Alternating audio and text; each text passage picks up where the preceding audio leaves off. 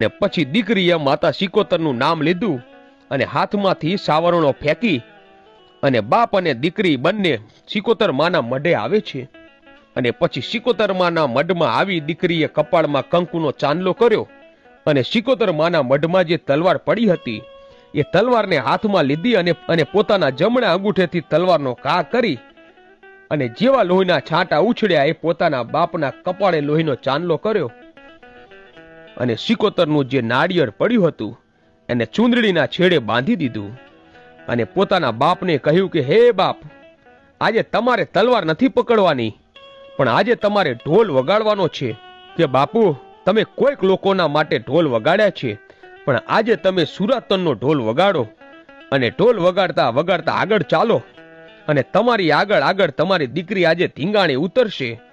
અને બાપુ, આજે જો 31 માથા શ્રીફળની જેમ ન વધેરી નાખું તો મારું નામ ડાય નહીં। અને પછી તો 80 વર્ષના ધના દાદાએ ધીબાંગ ધીબાંગ ઢોલ વગાડવાનું શરૂ કર્યું અને ત્યાં તો આખા બ્રહ્માંડમાં એનો નાદ સંભળાવા લાગ્યો।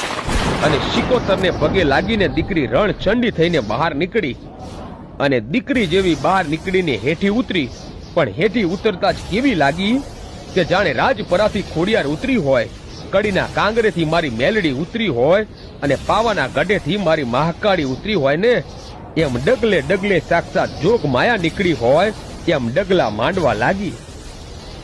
અને ચાલતી ચાલતી ગામના ઝાંપે આવીને એટલું કહ્યું કે હે મરદો, તમે કેટલા છો? બારવટિયા બોલ્યા કે કોણ છો તમે?